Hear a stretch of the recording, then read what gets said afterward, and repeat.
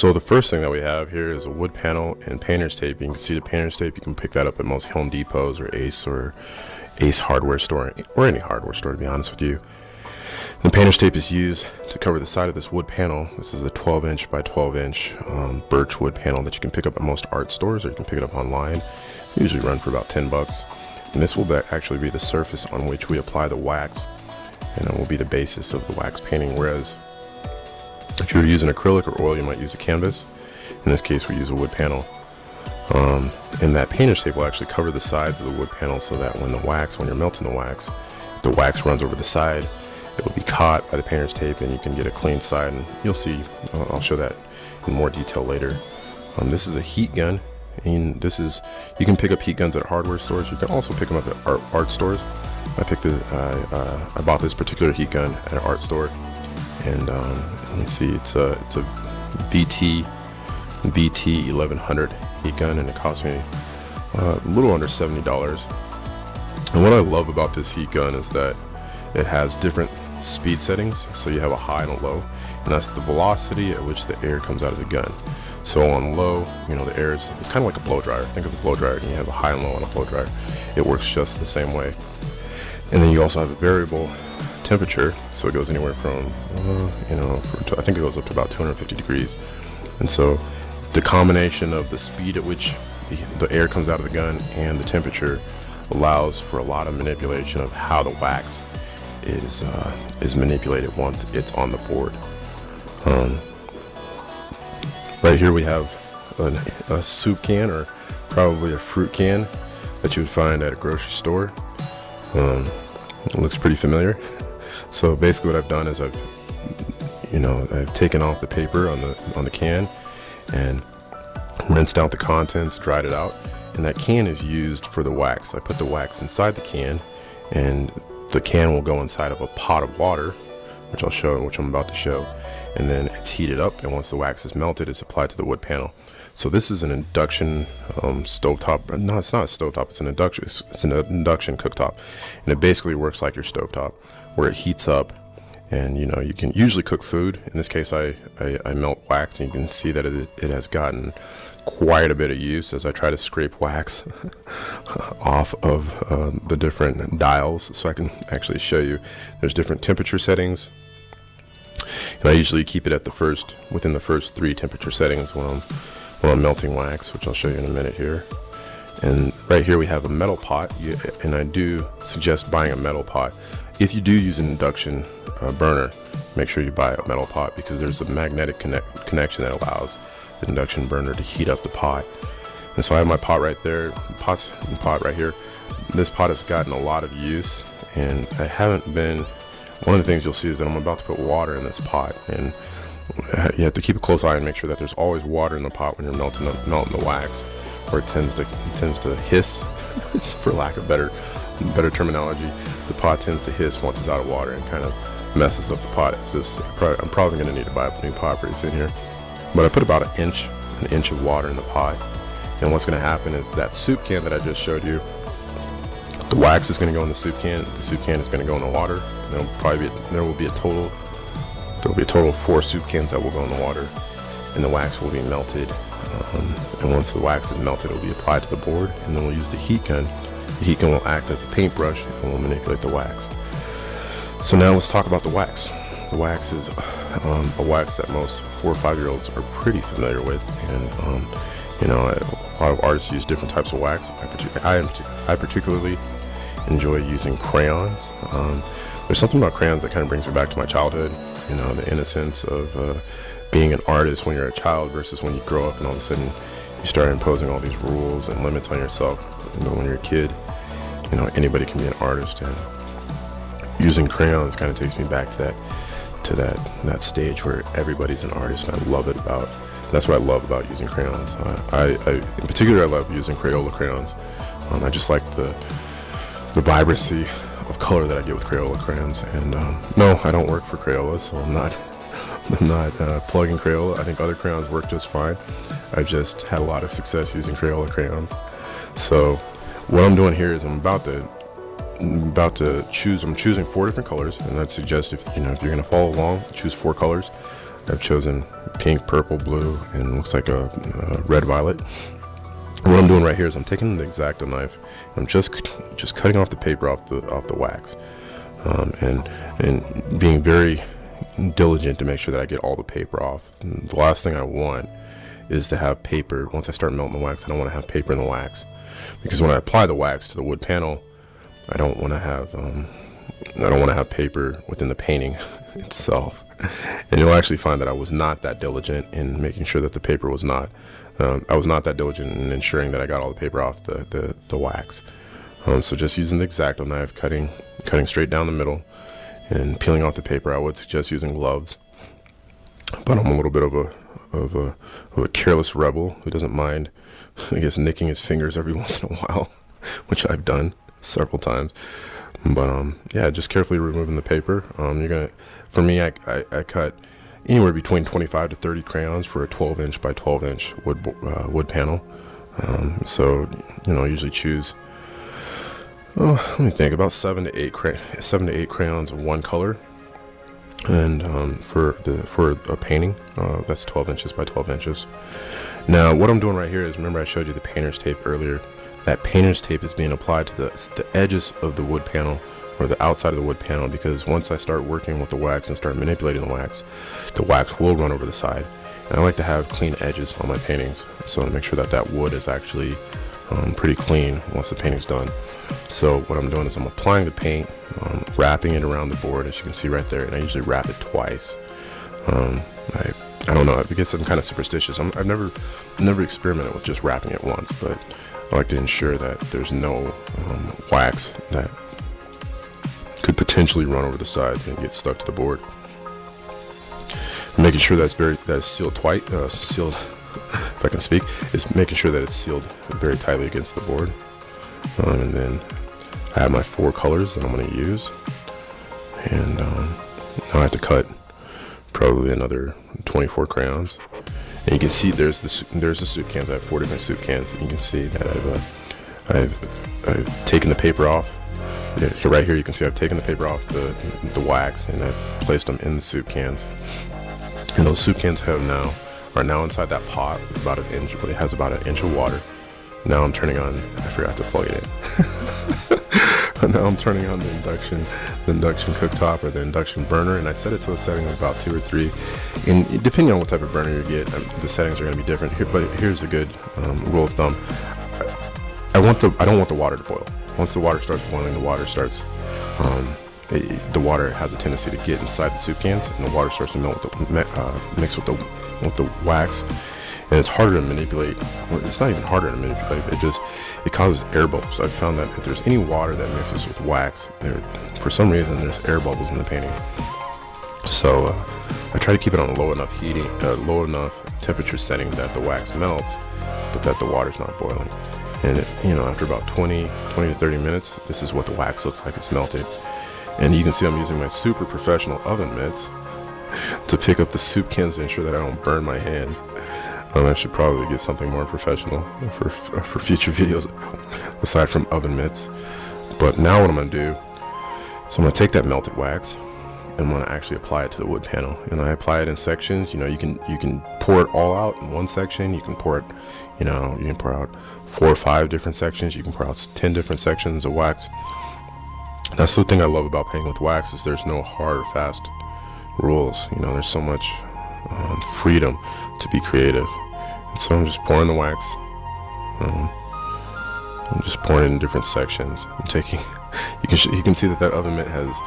I've probably used that oven mitt more for painting than I've ever used it for cooking. I think that's a fair enough assumption, judging by the amount of wax that's caked to that oven mitt. So here I am pouring the pink, and I like to pour it on top of. I like to pour one color of wax on top of another color of wax, and just see the different effects. Get a different mixture of colors going. Let's see. And it's fun. I like this process because I can kind of get an idea of what different colors to expect when I'm painting once I start pouring the wax on a wood panel. So we have a darker, looks like that's kind of like a blue violet that's being poured. And Remember I was talking about making sure that you get all the paper off the wax, and I'm about to show you why with this last color that I'm about to pour on the wood panel. Let's see what color we have here. Oh, we have a darker purple right there. That's pretty. Oh, look at that. I just love the properties of wax. You know, there's something I like the way it kind of shines and glimmers. Especially, okay, so I'm pulling paper that was stuck to a crayon out of that wax because I wasn't that diligent in making sure that I got all the paper off the crayon. I love wet wax. I love when the wax is wet. And you'll find this when you're painting with wax, is it actually has a reflective property where you can actually see your reflection as you're painting, and that's pretty cool. So what I'm going to do now is I'm going to let the wax cool off. You know, give it about 20 to 30 minutes to let the wax actually cool before I start to actually quote unquote paint with it with the heat gun. But that's the different colors. It looks pretty cool. And so now here comes the painting process. And so I have my heat gun. You can see it in the upper right hand corner.